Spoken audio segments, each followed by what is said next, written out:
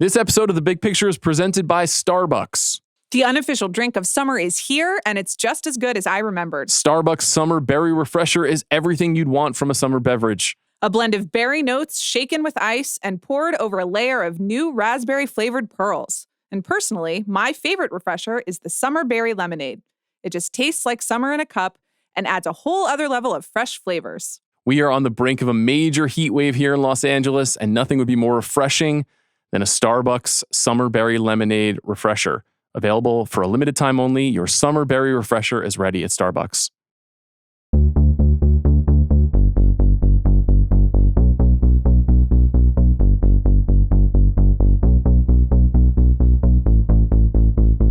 I'm Sean Fennessey. I'm Amanda Dobbins. And this is 25 for 25, a big picture special conversation show about Oppenheimer. And now I am become death, destroyer of worlds. Okay, Amanda. Here we are. Oppenheimer. Yeah. This is the 12th feature film from Christopher Nolan. Now, Christopher Nolan, some would say, I'm not sure if I would say, maybe I would say, is the 21st century filmmaker, the most successful and significant maker of movies in this century. Do you agree with that suggestion? Certainly of movie culture, as we know it now, and as we have been marveling that it has died many deaths this century and then seems to be back. And he's played a big part in bringing it back, in advancing it, and I guess preserving it, defending its honor. Sure, at least for him. For canisters. Yeah. Everywhere. So I think he's representative if he is not like so maybe signature is the right word. It's interesting. This show, our intention with this show, not just this series, but the show is to kind of represent modern movies and modern movie culture. Sure. We talk about every new movie that comes out. And yet you and I over the years have had complicated relationships to various Christopher Nolan movies. I did not think we could do this list without finding a way to acknowledge Christopher Nolan. Well, actually, at first you did, because as listeners... No, I didn't. So here's did I? Did I not put The Dark Knight on the original list? I put it on. Yes, but I went with it. Yes. And then when we recorded had our the big special, debate, I took it off. You did. And I was going to replace it with a film. I won't reveal that film, but one film came off of our list that was on as recently as a month ago. Right. And we have replaced it because I ultimately just didn't feel like we could do this activity without acknowledging Nolan. Now, I thought The Dark Knight was right. And I thought The Dark Knight won. Well, so did I. I suggested The Dark Knight. So why aren't we doing The Dark Knight right now? I don't think it's as good as this movie that we're talking about. That's really what it comes down to. I think that both movies have incredibly high highs. You can argue which movie has lower lows. The Dark Knight made sense to me as a representative of superhero culture. Yeah. I can say now there are no superhero movies on our list. Don't look at me. It's, yes. You wanted Iron Man 2, and I said no. I said I would not. Maybe The Dark Knight. That's the Mickey Rourke one? That's the Mickey Rourke one. Okay. I've seen it. I think Nolan's contributions and his individual films are incredibly meaningful, influential, powerful. Oppenheimer, to me, is the culmination of everything that he's been working towards. It feels right to me. Now, this movie is also, for me, your favorite Nolan. A masterpiece. Yeah. I think it is extraordinary, like a breathtaking movie. It's maybe a little bit less fun to talk about this one because we just talked about it 2 years ago. It came out almost exactly 2 years ago. For like 7 months, because it was the Best Picture frontrunner. And for the entirety of its run. And then cleaned up. It is one of the great bulldozers in modern awards history. And it was also a massive success at the box office. And so when I say culmination, I think creatively it's fully realized, but also it did everything in a way that I'm not sure if I could think of a single comp for how big, and I guess Titanic is really the only comparison. Yeah. In the history of movies, really. You could say, like the Ten Commandments or some, there's occasional examples of these massively scaled movies, but we have like affection and appreciation for a lot of movies in the 2000s from Nolan. He's made 11 movies this century. Do you want to talk about those 11 movies before we dig into Oppenheimer? Yeah. Do you want to go through and should we talk about why it's not these movies and why it is Oppenheimer? I think so. Because that was sort of I agreed with you ultimately. Like we closed that list. There was no Nolan on it. for me, that was kind of a fun month talking to people about it and like talking to a lot of people who were like, oh, I wonder which Nolan you'll have. And I wonder which whatever. And I chuckled to myself like, haha, the answer is no Nolan. But you're right. Like, I didn't want to troll people though. It felt like a troll. Well, to me, it felt fun. But because you are a troll at heart. No, I'm not. But I liked the pure. That's not fair because the original version of this list had The Dark Knight on it. It did. So and I still am kind of like I don't know why it's not that one. But we spent a lot of time trying to figure out which Nolan it should be, and we basically like couldn't agree. And we have finally agreed on this one because I do think that 2/3 of this movie are like truly sublime. Mm-hmm. And I guess I sort of feel that way about The Dark Knight. Like the first 2/3 of that movie are like the most incredible thing you've ever seen. And then the movie kind of keeps going. Yep. So if I can make space for Dark Knight, like I can agree on Oppenheimer where when it gets it right, and it gets it right a lot of time, it is breathtaking and exciting. And even rewatching it, just like the pace of it and the editing and the score, the actual like craft decisions plus Cillian Murphy's performance, like it's very, very good. I do think there are a few other Nolan movies on this list that I could have made a pitch for. I could have too. I know, but they aren't the same ones. I agree. That's part of what makes it fun. Strange. I agree. Yeah. That's part of what makes it fun. I think let's just start with 2000. Memento comes out in 2000. Memento, as I've said many times on the show, a great dawning moment for me, a movie I love. I don't know if I think it's a 5-star flawless film, but given the expectation of not knowing anything about this filmmaker, I had not seen Following when it came out, and the intricacy of the design and the execution around the plotting and the way that it looks and feels, it's just a very sophisticated, mature thriller. Right. Very smart movie. Great Guy Pearce performance at the center of it. There could have been a case for this. That would have felt a little trolly to say like, no, not Interstellar, not Inception. Like, no, it's like kind of cute. A little cute. Know? Yeah, a little cute. Which I rewatched it because I thought it was eligible for our 2000 draft. So I rewatched it. Great movie. And that real, like, just what am I watching? Sort of in a way that is engrossing rather than off-putting. There is like a little bit too much like Jonathan Nolan puzzle box aspect to it for my personal tastes, but it's arresting for sure. 2002 Insomnia, a remake and kind of an outlier now when we look at his career. A movie that he didn't write that I think has good performances, but is a fairly rote cat and mouse serial killer thriller. Yeah. That was not really in consideration. No. Batman Begins, I've always thought is a good and not great movie.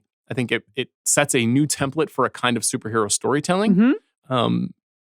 I think it is like basically a lead-up movie in the way that a lot of 2000 superhero movies were kind of like the first one is just setting the table for the second one, which is going to rock. Well, sure. That's the Star Wars method.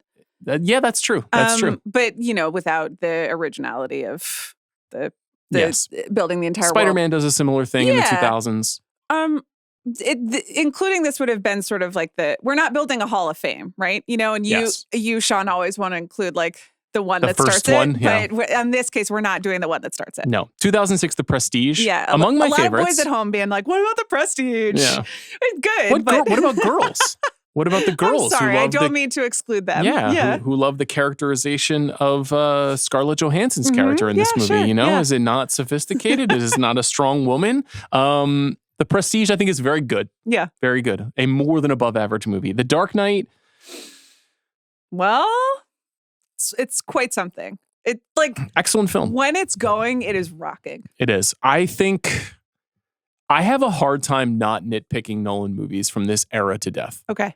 And that's just a fact about me. Okay. This movie, and then Inception. Yeah. And then The Dark Knight Rises, and then I'm not going to blow past them.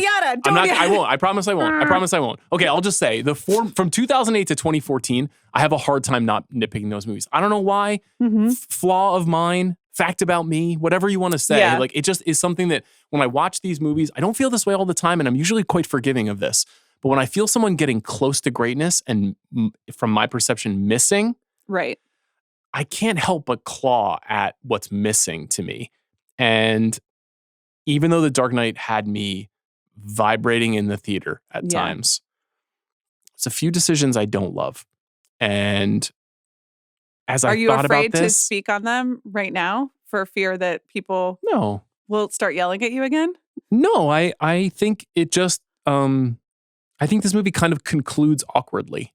And I think once Heath Ledger is no longer at the center of the story, the air goes out of the balloon in a lot of ways, you know? And I think that characterization is extraordinary. I think the rendering of Two-Face and Aaron Eckhart is at first intriguing and then kind of goofy. And I don't totally buy his transformation, you know, him being kind of like red-pilled and being a chaos agent. Yeah. So there's just a couple things I don't love about it. I mean, it's so funny you could say all of those things about Oppenheimer, like copy and paste them. But you could. Yeah, well, one could, but one is not apparently being given the opportunity to do that on this podcast. Anyway, the Inception one, this would be your number one pick? Well, I think maybe. I think if we want the Dark Knight, if we're not going to do Dark Knight, then Inception is, I think, the signature. It was like the real. He does Dark Knight, and then he's like, but wait.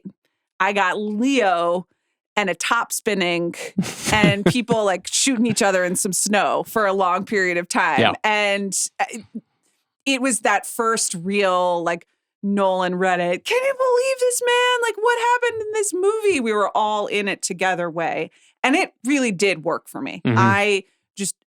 I bought into the absurdity of it. And I don't know why Michael Caine couldn't just bring the kids to France, but like also I didn't care, you know? Yeah. Just a really good example. To the US from France. Yeah.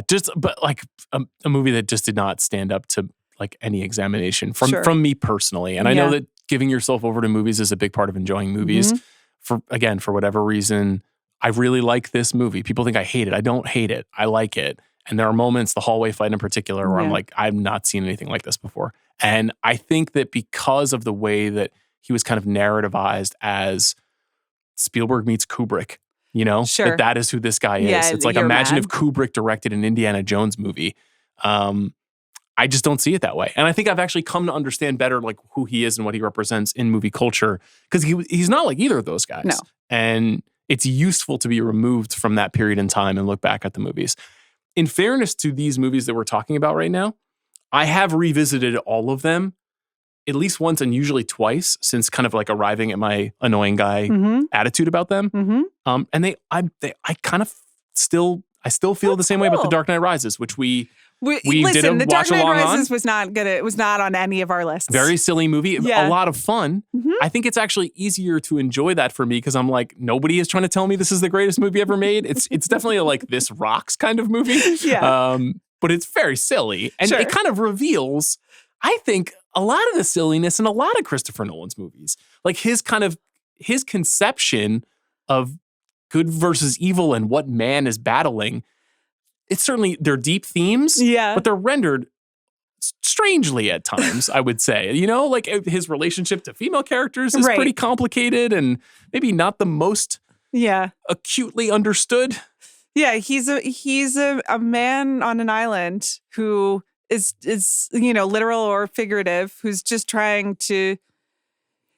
He sees the way, but he can't get there. But, you know, he really is probably the only person who could get there if anyone could. But then no one can because life is terrible. So now we just have to use a lot of guns. The generation directly beneath us believes that Interstellar is the one. And if this were a podcast hosted by 32-year-olds. Right. You know, I think there are many of those out there. And go check out that show. You know, and there's a pickup podcast or 12 that you can find outside many of the Interstellar ref screenings. So listen, find your people if that is what you want. I think Timothée Chalamet is very good in this. That's your first note on Interstellar? I don't know what's going on in this movie. I mean, I do, but I think it might be a McConaughey thing for me. Oh, wow. This only really falls apart for me at the end. Yeah. I think that it kind of is an indulgence of explanation. And one thing that I have appreciated about the way that his filmmaking style has changed since this movie in Dunkirk, Tenet, and Oppenheimer, which is the era I have enjoyed the most. Sure. Is that he has gotten less self-conscious about making us feel comfortable in his heady ideas. That he is comfortable letting us sort through it, which is the thing I was always banging my gavel about with him, which is like, stop telling me how every single thing works. I find it obnoxious.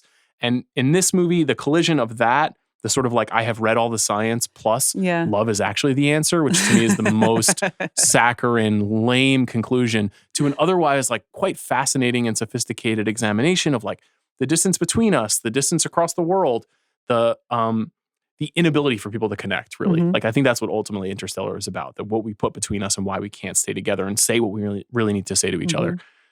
That's a great and deep idea, and the way that he concludes those things never really made sense to me. So I was never really going to seriously put Interstellar on it, even though I do think it's a great achievement. And Interstellar and Inception being original movies at a grand scale from one of our best directors should be applauded.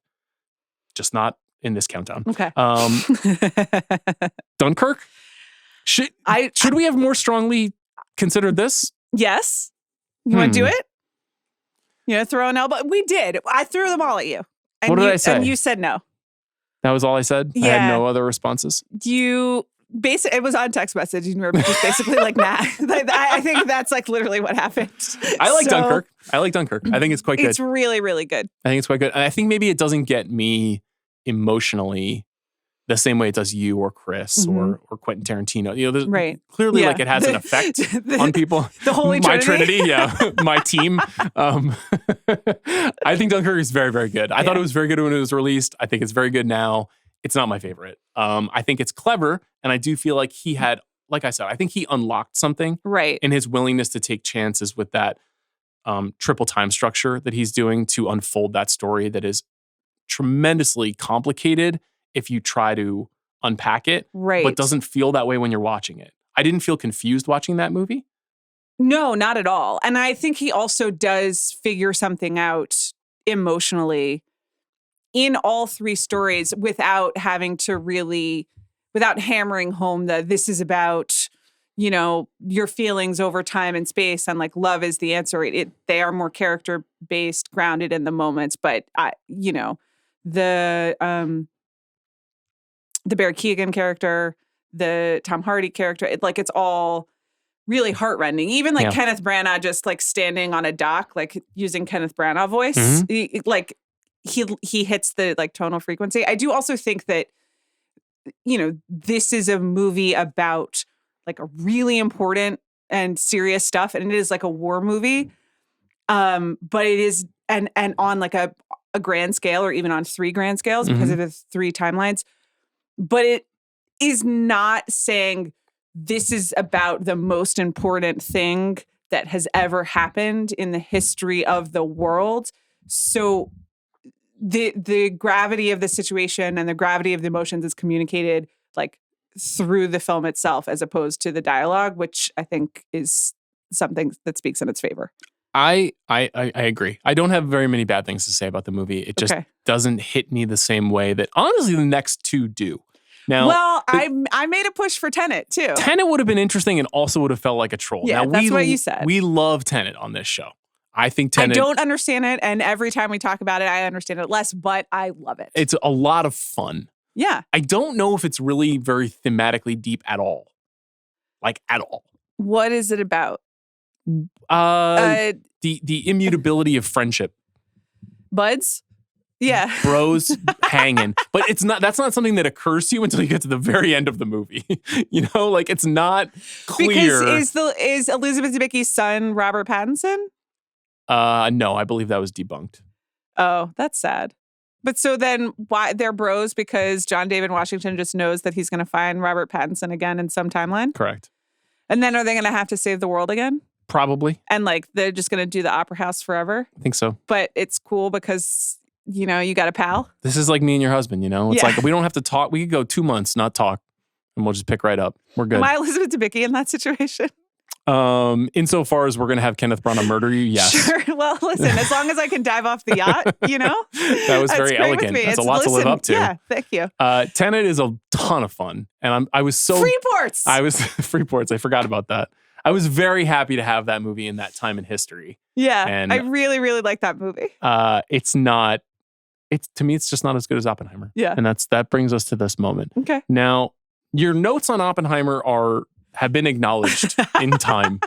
There was an entire episode of this podcast in which you shared those notes. There are multiple. Let's talk about what's good about it.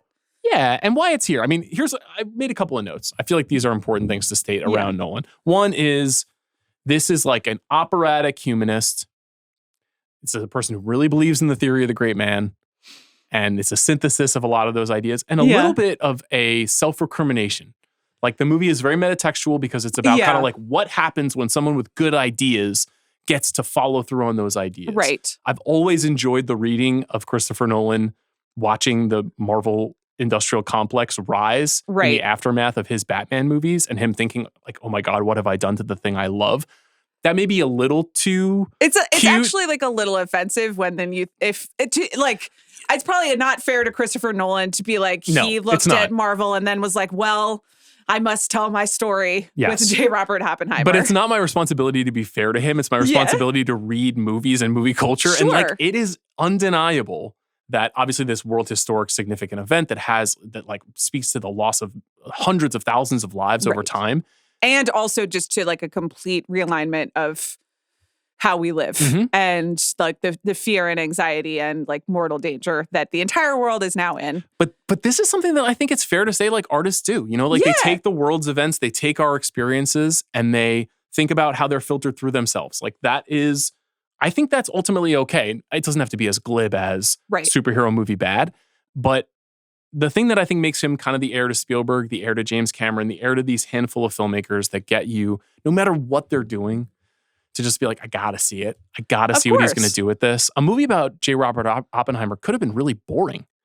And in fact, like if you've ever seen, what's the Paul Newman movie? Fat Man and Little Boy. Yes. If you've ever seen Fat Man and Little Boy, the 1989 dramatization of the creation of the atomic bomb, which starred Paul Newman as Groves, the Matt Damon character in Oppenheimer, and Dwight Schultz as J. Robert Oppenheimer, you know, like, it takes something special to make this truly exciting and to make it truly like an event film. And I think he does that. And I was trying to think of in my head, who are the true auteurs that can do spectacle? Like, you know, it's Francis Ford Coppola, who is like writer first, then filmmaker. Right. The same way that Nolan is, where Nolan writes almost everything he does. Sometimes he bases it on material, just like Coppola based The Godfather on a best-selling novel. But creating this world kind of by yourself as the author and doing it at that scale. There's not a huge tradition of it in Hollywood. Cameron writes. But he writes in a different way. Yeah. And with different like visual goals as well as thematic undertakings. Yeah. I think the level of prestige, it's only Titanic where he has attempted something that has that kind of import. He's mostly an entertainer.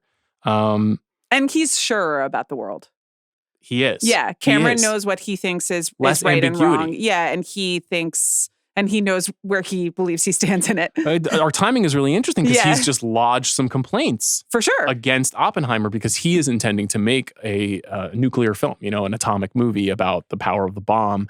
And he was frustrated by what was not in Oppenheimer, which is a complaint that we heard that I never understood. And I don't agree with where Cameron comes from on this either. Well, I think that Nolan's response was always that this was like a quote unquote subjective movie.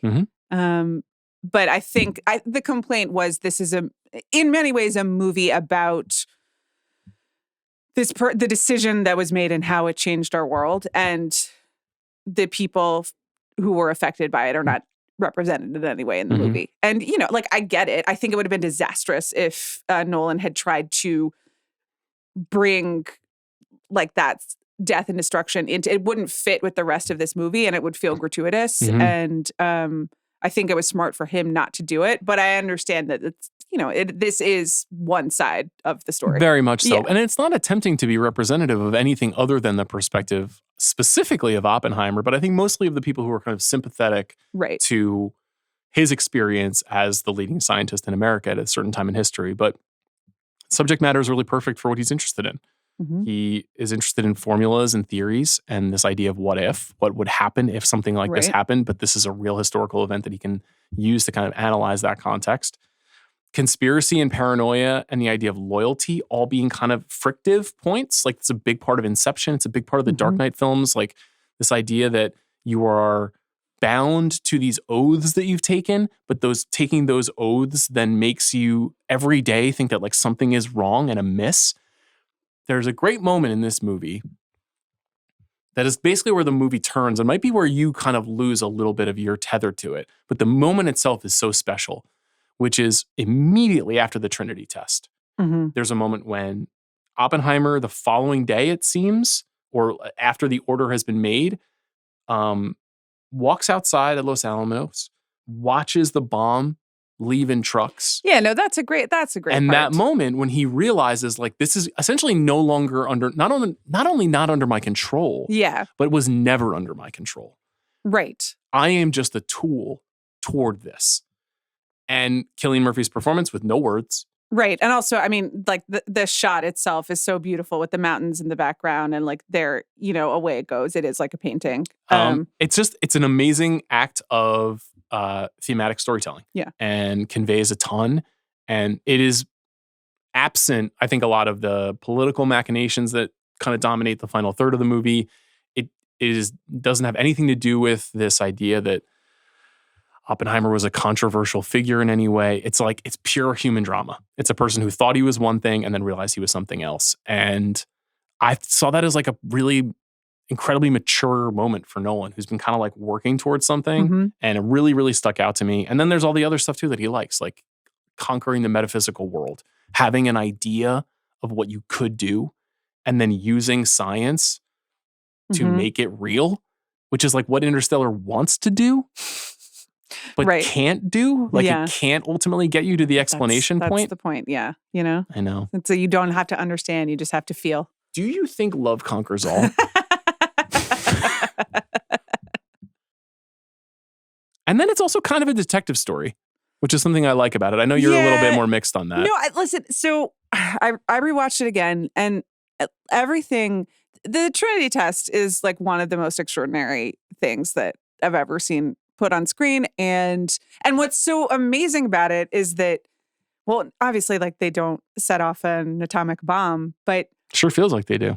It does. It feels like they do, but actually what is being filmed is just like dudes looking in wonder somewhere and dudes looking stressed out. There's very little movement in it. There is I guess there's a lot of cutting. Again, the editing in this movie is incredible. Jennifer Lame won an Oscar for it. Well deserved, but it's just like images and suspense and an absolutely incredible score, which also won an Oscar, Ludwig Göransson, right? Yep. So what he can do, it's intuitive, counterintuitive what he does with it, even with the final explosion and just like cutting to silence, which is also amazing. So it looks great. I think also the Cillian Murphy performance, you just can't look away from it. But my complaints are mostly with the third hour and more generally with the Robert Downey Jr. plotline with Strauss. Even though I don't love how all of that's handled, the moment when it comes together from a pure structural perspective and you see how all of these different timelines and things that you've been working on, it clicks together and you're like, aha. And there is that moment of like, we have the solution and it's like this person. So I agree with you, at least formally. It's really, really impressive. Faber and Faber publishes a lot of great screenplays. They publish the Nolan screenplays. They publish the Wes Anderson screenplays. They sent me the last couple of Nolan screenplay books. And so I was going through the Oppenheimer screenplay as I was revisiting it last night. And it is all there. Yeah. He has conceived of not just the dynamic kind of meeting points of the plotting, but of all of the cuts, of all of the visions that Oppenheimer is having of this filmmaking style. And the fact that he has aligned Jennifer Lame, Ludwig Göransson, Hoyte van Hoytema, like all of the craft teams in this movie, if none of them is their first time working with Nolan, they've all kind of figured out what his energies are and what he needs and what he wants. When you think about the act of making the movie with using these IMAX cameras, shooting in 65, and then that's another thing about the movie is that maybe much to your chagrin, but it did kind of kickstart in a real way. Yeah. I think the IMAX Club? A mass cult. Yeah. Yeah, like canister on film, 70 millimeter eventizing of a certain kind of a movie. And this is an R-rated adult 3-hour drama that made $1 billion. No, that part is insane. Like it's basic achievement just in terms of getting people to like turn out and be psyched about a 3-hour, like almost entirely talking, like and beautifully talking. Mm-hmm. And I love it when people talk. But the set pieces in this, though they are incredibly difficult to pull off, like they're not people punching each other, you know? No. They're not shooting. It's a lot of like technical orchestration of people and timelines and, you know, and trying to make something that never happened look like it happened. So as I was watching it last night and thinking about the relationships that the characters have in the movie, I think that the film is very, I think especially for Nolan, very well written. I think the dialogue is like very sharp. Yes. And it reminded me a lot of Aaron Sorkin. For sure. Maybe a little bit less saccharine than Sorkin gets at the end of his stories, but because there's a kind of like embittered quality to where we landed in Oppenheimer's arc in American history. But the character of Robbie that David Krumholtz plays and his relationship and his kind of protective quality over in Oppenheimer, the way that there is a kind of a interrogative approach to many of the characters who are constantly like confronting each other with their own ideas. And then another person comes back with their ideas. So many great scenes where all the scientists are in Los Alamos and they're pinging back and forth about why something will work or won't work. It does have the frictive quality, which we were just talking about with Sorkin, where we're like, when he was good, he was so good at this stuff where you had, you could kind of support both positions as you hear people passionately go through their ideas. This doesn't happen at the movies a lot. You know, it's very rare. Remarkable. And there was something rewatching it, even when, you know, it takes on that quality of like this movie has existed forever and I've seen it 1,000 times. And so I want to start, I'm like, oh, it's this part. I know it's so funny that they did that, which is a relationship you can only build with a movie when it's like, it's fully like realized and designed and intentional, and that you can nitpick it, that you can start or even dissect it in the way that you can. It's just because it is like it's so fully achieved. It's like it is a remarkable movie. You must turn yourself over to it. I really loved revisiting it last night. I had a lot of fun with it. It is a 3-hour movie. It was my 5th time seeing it. Yeah. I saw it on the big screen 3 times. I would happily watch it on a big screen again. I do think it's going to be a movie, to your point about it, like it had been around forever. It is, I think it's going to have that feeling for a long time. But one of the things I want to talk to you about is the legacy. So those are all the reasons why this movie made the list. And they are myriad. Flaws be damned. There's a ton of incredible things about the movie. The legacy is interesting because this is, I can say now, the most recent movie on our list, right? There's nothing from 2024 on our list. Yeah, I tried. You tried? I did. I said no. I said we will not put Deadpool and Wolverine on this list. How dare no, you? I didn't try. My pick was from 2022 that I wanted to replace this with. Yes, you did. We can reveal that at a later date. Yeah. It's not over yet. So 7 Oscars, 13 nominations, second most nominations of all time. Immediately enshrined in film history as a Best Picture winner. Right. Very rare Best Actor, Screenplay, Supporting Actor, Director, Film. Or did it get Screenplay? Maybe it did not win Screenplay. No, because it would have been adapted, right? Yes. And I think Cord Jefferson won. You're right. For American Fiction. So it did not get the Screenplay. So here's my question for you. Yeah. I have 2 possible roads for this movie historically. One is this is Lawrence of Arabia. Right. This is an all-time classic historical drama that should consistently be seen in the format it was intended. You can watch it on TV at home, but it's never going to work as well as if you get a chance to see it on the big screen. And people will always say that about it. And people will always say, when I saw it, it was so majestic, it took my breath away. Because that's how people, 60 years later, they still talk about Lawrence of Arabia this way. That's one way to view it. The alternative way, and this is possible, is this How Green Was My Valley? Which in 1941 won Best Picture. Right.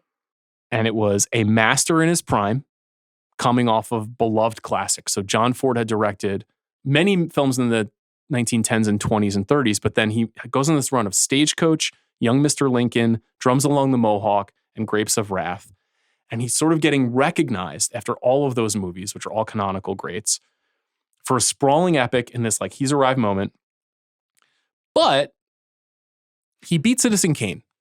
And Citizen Kane is the more aesthetically and intellectually daring movie. And Citizen Kane is the movie that is remembered, and How Green Was My Valley is not. And the comp I will make is the zone of interest. Yeah. The Citizen Kane in this scenario.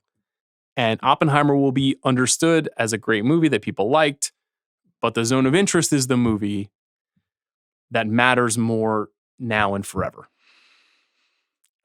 Well, I think you know that I lean towards option B, but that doesn't. And another argument of being like, are we sure that Oppenheimer is what we want to pick? As like, in general, are you sure the Best Picture winner is the one that you want? More often than not, the Academy gets it wrong with respect to our tastes and to history, and we don't have that many Best Picture winners on this list. So I think I'm just more historically inclined to say, that it's always B, but Lawrence of Arabia was a Best Picture winner. That's my case. Every generation gets its, like Titanic did win Best Picture. Yeah, but like, it's not like How Green Was My Valley is like looked down upon. No, that's my point. Yeah. That's my point. And I mean, ultimately that really that's a conversation about zone of interest and not Oppenheimer, They are thematically linked in some ways. They are. And I think zone of interest does have the, the structural and just like the filmmaking innovation that Citizen Kane, makes sense as a comp. And it's also, I mean, they're all pretty dark looks at the world. But, zone of interest, well, it will be harder to revisit zone of interest from a pure film watching enjoyment perspective. It has a little bit less of the thrill that sits right in the end of the second act of this movie, right, where you get to the Trinity test and all of the powers of the movie are colliding, literally and figuratively. Right. Zone of interest, I've seen it a couple of times now. It's a challenging movie. It is. It's a deep movie. It's a powerful movie. It is like amazingly rendered and designed, and it is more relevant now than it was when it came out. But I think about like something lasting in the culture. It's all subjective, but it's an interesting thing to think about in the context of this. Then the other thing is, what about Nolan's future? Will this actually not be the culmination of his career? Is he actually going to do something even greater, even better? Or will he have a precipitous fall? And will this seem like a blip? So you're just out on the Odyssey. No, I'm merely it's just crafting like, questions first you're for out you. On Shakespeare and now Homer. I have never left Shakespeare and I never will. Thank you, Billy. Homer. I like the Odyssey as a story. It's a good story. Yeah, sure. It works. Yeah, it definitely works. It's a guy and he's just looking for stuff. It's not a journey. Yeah. I'd love to go on a journey. What is home? And what is home? Yeah. I've asked myself that before. Is it possible that he is still going up? Sure. Anything's possible. What do you think? Well, he did kickstart like a pretty interesting moment, both in like IMAX mania, and we knew Nolan mania was there, but like the Odyssey is being covered regularly on Deux Moi. Like, I don't know what else to say to you about that. Like it has, this Christopher Nolan phase has gone past Reddit and movie lovers. And I think he's been quite canny about that, right? Like he is just collecting all the movie stars and putting them all in his ensemble. So I maybe as many people will go see it. That is like hard for me to imagine. Like I just can't, but we couldn't believe that people would sign up for a 3-hour epic about J. Robert Oppenheimer. $975 million Oppenheimer made. I know. The Odyssey has battles in it and monsters. That's true. Though the Odyssey, like they did try to make people read it, or at least read an abridged version of it in school once upon a time, So I think there's some like homework distaste. Oh, perhaps, interesting. Yeah. As opposed to all the fun of the atomic bomb. Well, I don't really history classes don't ever get to that point, right? Like all history classes, they just run out of time. It's like May 31st and you've like made it to World War II. We did get to World War II in my AP American but history. Like I have to tell you, like D-Days, they yada-yada'd it. Like they D-Day'd and then everything else they yada yada. They're like, we don't really have time to get into the complexities of this. Sounds like your teachers didn't know how to put together a syllabus. They should call me. I haven't mentioned that this movie is based on a book, a very good book called American Prometheus, The Triumph and Tragedy of J. Robert Oppenheimer, written by Kai Bird and the late Martin Sherwin. And he did have that to work from, but that's also part of why the movie is so good to me is because that's a dense 600-page book about the man's entire life, and he's had to synthesize that way down.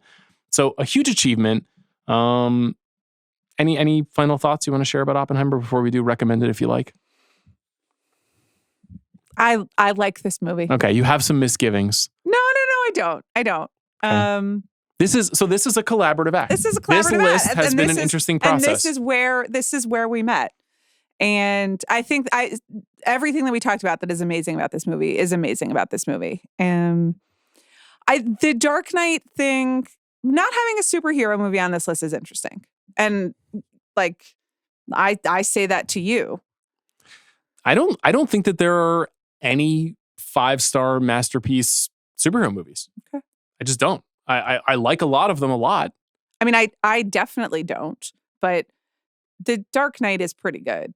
And I bet it could serve double as the Nolan entrant and the superhero entrant to me. It could have if you were, if I had the strength of my convictions. You have a weekly podcast about Batman, which is one of the best shows here at the Ringer Podcast Network. It's called The Dark Knight Tests, and it's a woman's perspective on Bruce Wayne.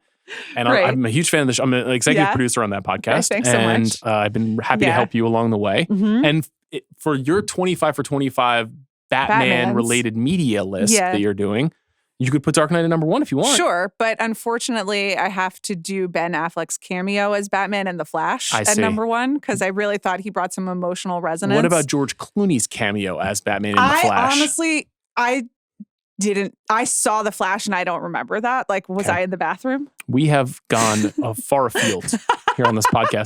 Recommend it if you like. Citizen Kane. Yeah. Seems appropriate. Sure. Great man. Yeah. Maybe not everything he was cracked up to be. Some second thoughts on his life. Amadeus. Yeah. I thought Amadeus was pretty good. This was like kind of the best one I came up with where I was like the same energy, the same sense of grand drama. And scope and bigness. Warring factions. And loud and Yes. Lincoln? Yeah. Sure. Not a fan of Lincoln? Well, I don't know whether Lincoln is really taking like a "Are we sure?" approach to Lincoln. You know what I mean? Well, With all respect. Are we sure? Interstellar, are we sure it's good? Sure. If you like any Christopher Nolan movies, then you will like the film Oppenheimer if you haven't seen it. Steve Jobs? Yeah, this is a good one. I mean, like this sort That's of a real "Are we sure?"